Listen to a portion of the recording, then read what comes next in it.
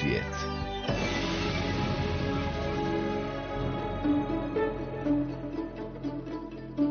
Ono što je još uvijek izazov i za suvremenu tehnologiju jest kako prenijeti energiju na daljinu. Dakle, imati izvor energije na jednom mjestu i napajati trošila na drugom, bez povezivanja nekom žicom. Tesla je s tim eksperimentirao prije 100 godina, no do danas još uvijek nitko nije ponovio njegov eksperiment na tako velikim udaljenostima s kojima je on radio. Zašto? I kako je uopće Tesla došao na ideju o takvom bežičnom prijenosu energije? I po čemu se taj princip razlikuje od našeg svagdašnjeg funkcioniranja bez žica, mobitelima na primjer? Pa u ono doba je zapravo infrastruktura distribucije energije, električne energije bila tek u počecima. Tražio se nekakav efikasan način na koji bi se energija prebacila preko, tako da kako kablova nije i onako bilo, Tesla je nastojao elektrificirati Ameriku pa i dakle svijet i ostalo na što brži i efikasniji način, zato je on tražio nekakvo tehničko rješenje koje bi mu pomoglo u tom naumu i onda je on vidio efekat kad je radio na svojim transformatorima, dakle poznatim Teslinim transformatorima, da se energija sa jednoga transformatora može prenijeti na drugi, samo na osnovu toga ako ih dovedemo u rezonanciju, znači oni rade na istoj frekvenciji. Pripovjeda nam Davor Jadrijević, diplomirani inženjer elektrotehnike i magistar fizike koji je, pokazat će se, vođen znanstvenom znatiželjom, odlučio ponoviti pokus Nikole Tesle i sam se uvjeriti kako to funkcionira. On je dakle negdje oko 1891. pred ljudima na jednom predavanju donio predajnik, znači svoj transformator i nekoliko svjetiljki koje on sad mogao voziti i pokazivati okolo po prostoriji i svugdje su one svjetlile, nisu imale žice. Od onda je on zapravo taj efekat nastojao usavršiti tehnološki da dođe do upotrebljivog uređaja koji bi mogao i veliku udaljenosti snage i sve prenositi na daljinu, bez žica, apsolutno. Znači kad govorimo o bežičnom prenosu energije za razliku od mobitela i slično, uređaj koji može primiti energiju bežično, on se napaja samo iz signala iz zraka, on nema niti baterije, niti mora biti spojen u struju, međutim mora biti uzemljen. Zašto? Zato što je Zemlja kao planet, osim ne samo kao tlo, nego sa svojom vodljivošću i električkim svojstvima, bila Tesli pogodna da zamijeni jedan od vodiča. A drugi vodič je on preko zraka i valova koji je slao sa jednog kraja predajnika na drugi kraj prijemnika, dakle ostvario. On je trebao praktički nadomjestiti samo taj drugi dio koji ide kroz prostor, a Zemlja je svima nama prisutna, možemo zapiknuti nekakav štap i onda na to uređaj mali i evo nam energije. To je bila ideja od Tesle.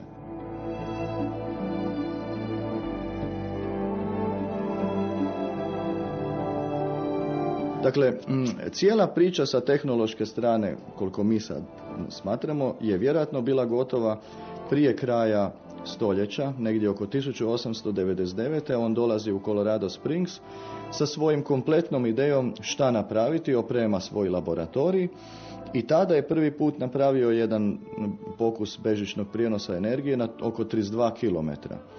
On je u Colorado Springsu u svom laboratoriju pokrenuo predajnik, a negdje oko jezera Palmer Lake, 32 km od tamo, je bio spojen prijemnik na kojeg su bile priključene nekakvih 200 žarulja i elektromotori, sve to svjetlilo i vrtilo se i njima je to za početak bio vrlo kao fascinantan eksperiment.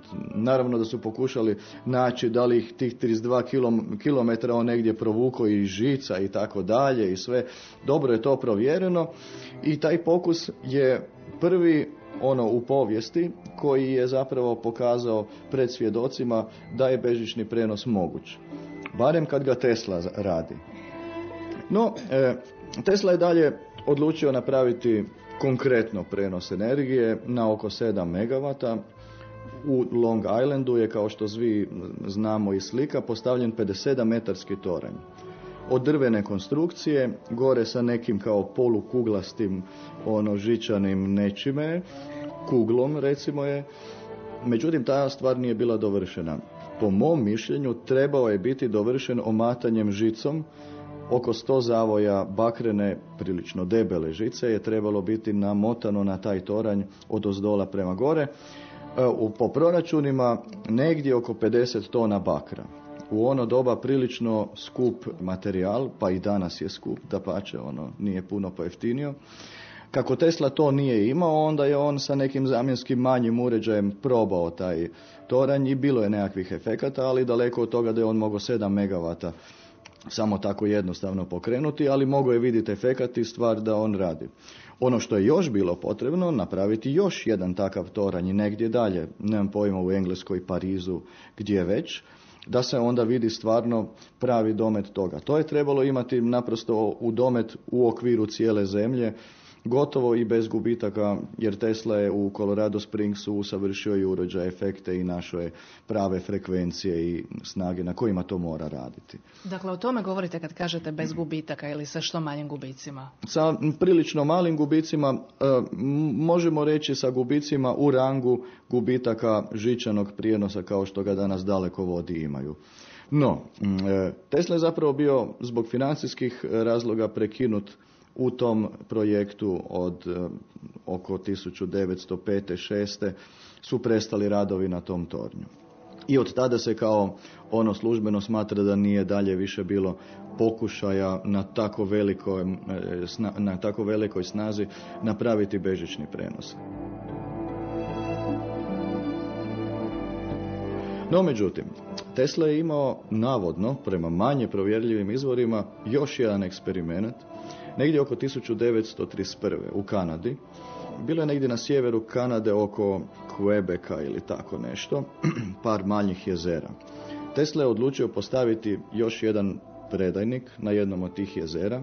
Kad je jezero, onda je dolje i voda i onda je uzemljenje lako i bolje napraviti zato što se nešto može naprosto umočiti u tu vodu, onda ona ima, rastopi malo tla okolo zbog toga, onda to ima elektrolita pa i tak dalje, bolje se vodi, struja.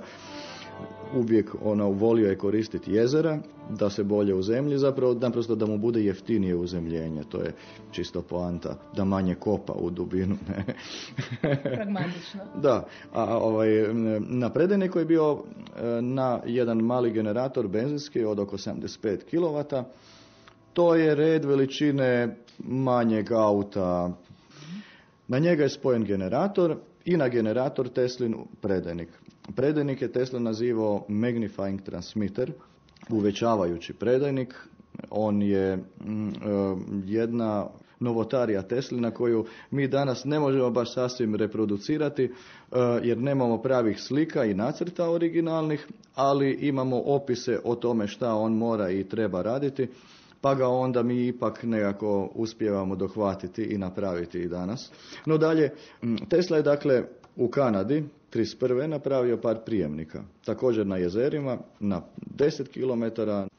Bio je još jedno manje, odnosno neko malo kao srednje jezero negdje na sjeveru Kanade, to je bilo 88 km, i onaj treći najudaljeniji na jednom fjordu, već na zapravo sjevernom Atlantskom oceanu, negdje na sjeveru tamo Kanade. Nakon svih tih zapravo povijesnih činjenica, šta više provjerenih, šta manje provjerenih, sad naravno dolazimo do jednog pitanja, da li to danas može raditi, šta nama još treba od naše ove tehnologije, da li mi to možemo, kad imamo sve elektroniku i to, danas koristiti. I sad kad pitamo nekog šta on misli o tome, naravno ljudi kaže da, to vjerojatno bi trebalo raditi. Ali opet kada pokuša čovjek objasniti taj efekat znanstveno, to malo proračunati tako, onda sad već vidi da to ili ne može raditi ili ne zna kako bi radilo, i to je onda sad meni bio jedna točka gdje sam ja odlučio sam provjeriti, jer nisam vidio drugog načina šta i kome vjerovati, nego sam htio napraviti proračun da vidim od čega i šta bi ja to mogu napraviti, neki manji model, i onda sam ja taj model i napravio i meni je to od prve radilo, ja naprosto nisam mogao vjerovat da sam ja uspio nekakvih par miliampera, milivata sa jednog mjesta kod sebe u jednoj sobi prenijeti na jedno 6-7 metara, nemam pojma, možda 10 u drugu, i da lampica, mala LED dioda svijetli na tom drugom mjestu 10 metara dalje sa snagom od možda 100 mW na predajniku i koji milivat u prijemniku vjerojatno bio. Ja sam u to gledao pol sata. Evo, to je ono što ja nisam, kao neko tako tehnološko čudo, to je zapravo, to je prvi prototip kojeg sam napravio, taj prvi je ujedno i bio ispravan. Da nije taj radio, ne bi to uopće pokušavao, jer bi pretpostavio da je vjerojatno to jedna od mogućih fama o kojima ljudi pričaju i tako dalje, koja se ne da ponoviti i sve. Zamislite da je neki čovjek prije 100 godina bio dovoljno hrabar da projektira i zapravo izgradi golemi toranj kojim bi se prenosili ljudski glasovi, glazba, slike, novinske vijesti, čak i energija. I to bežično zemljom na bilo kojoj udaljenosti. Vjerojatno bi ga objesili ili spalili na lomači.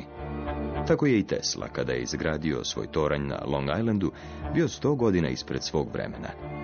A to što su mu se mnogi izrugivali nije ni najmanje umanjilo njegovu veličinu. Teslin odašiljač pojačalo uistinu je moderna Aladinova svjetiljka. Riječi su urednika časopisa Electrical Experimenter.